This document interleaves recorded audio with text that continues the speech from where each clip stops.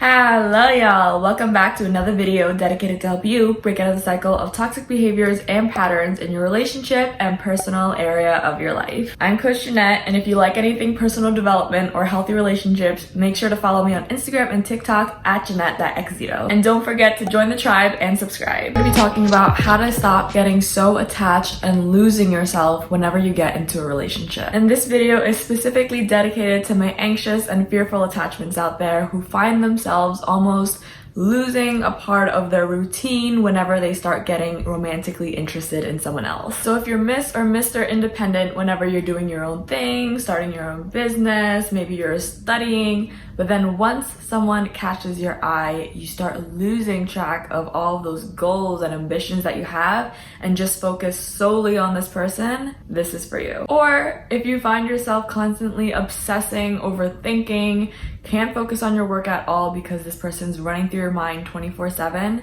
this is also for you. So first things first, let's talk about some of the things that we need to stop doing that is honestly perpetuating this cycle of obsession and infatuation. And then at the end of the video, we can talk about things that you can do to create that healthy, interdependent relationship dynamic. So the first thing that we want to stop doing is stop fantasizing about the what ifs and the future. And I know a lot of y'all are probably guilty for this. I've done it in the past too. So if you feel like this is you, you're not alone. What we want to realize is that we just met this person. And so when we're constantly fantasizing and thinking about the future and what ifs and almost visualizing how your life could be like, you almost start to create this reality that is in your head, this fantasy that is disconnected to actual reality, which can also lead to disappointment, disconnection between who this person really is, and lead you to fall in love with the idea rather than the actual person. So remember to take it step by step and allow yourself to just enjoy the process without feeling the need to rush it through fantasizing or thinking about them all day long. And this leads us to number 2, stop ruminating about the what ifs and creating scenarios in your head. Now, if you find yourself constantly worrying and overthinking about what if this happens, what if they don't like me, what if all of a sudden they lose interest, or what if they think I'm weird? Now stop. All of those worries, all of those anxious thoughts that are coming in your head that you're ruminating about, I want you to take that out and just let it go. Yes, I know what you're thinking. It's easier said than done, but something that might help is asking yourself, is this worry, is this overthinking thought right now true? Do I absolutely know for sure that this is going to happen? Or is this just a past projection of my fears onto my current reality? And notice that a lot of these what ifs or overthinking thoughts are almost sometimes a projection of our past going into the future. So what we want to do is make room for healing your inner child and some of those past beliefs that you hold on to. And if you don't know where to start healing, I would suggest my Reparenting Your Inner Child 7-day challenge, where you'll get all the tools to help you stop self-sabotaging. What we can also do is start to tend to our inner child and remind ourselves that, hey, we are safe.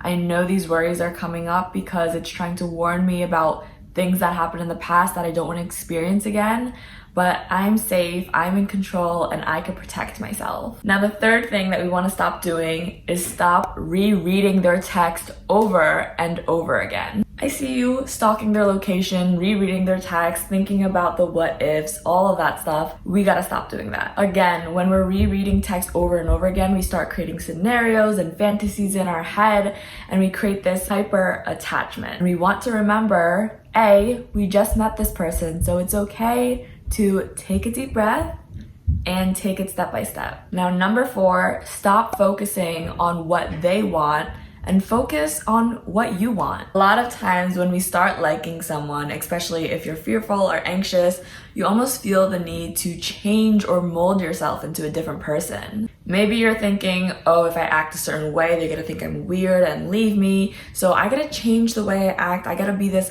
perfect person in my mind. And in the process of doing that, we almost lose focus of what we really want ourselves. So instead of abandoning yourselves to act like this certain person for this other person, ask yourselves, do I really like this other person? Do they bring whatever I'm looking for onto the table? And when you focus on building a genuine connection and getting to know someone rather than trying not to lose them, that is when we can really start to distinguish between attachment and really getting to like someone. We start distinguishing between the ideal and the real version of this person. Number 5, do not drop your friends or lose focus on the other areas of your life just because you get into a relationship. Now, I know a lot of times when we get into a relationship, there's the honeymoon phase. We want to spend every single second with this person, which is fair, but don't forget the life that you had before as well. You don't need to drop all of your friends and hyper focus into this one person. They're not gonna leave. You still have time to build with them.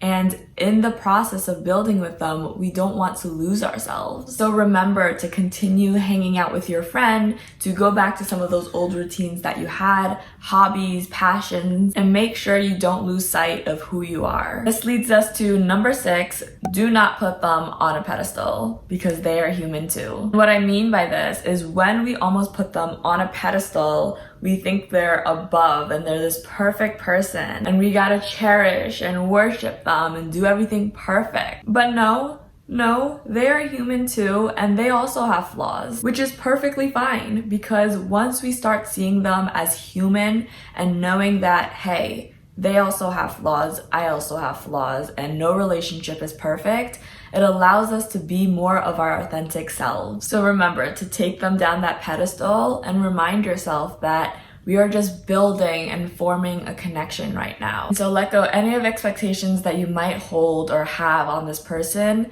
and rather instill your standards instead. Instead of doing all these things that I just mentioned to stop doing, what I would encourage you to do is create healthy pockets of time throughout your day-to-day life and schedule to make sure you create me time. So anything that fuels your passion, makes you feel happy, things that you can do alone. You're making sure you're taking care of you, whether it's your mind, your body, your soul, your passions, your career, any area of your life, so that you remember to build and connect with that most important relationship you have, which is yourself. At the end of the day, you are your own person, and it's a lot more powerful when you can become that person that you are and allow them to also do the same thing, so that when you come together, you almost thrive with two separate minds instead of mold into this one. And yes, of course, to some degree, we also become part of this person because we're spending so much time with them, but we also want to maintain some degree of our individuality as well. With that said, I hope this video helped you out today, and if anything resonated with you at all, make sure that you comment down below, give it a like, share it to your friends, and let's thrive together. I'll see you in our next video, and as always, you got this.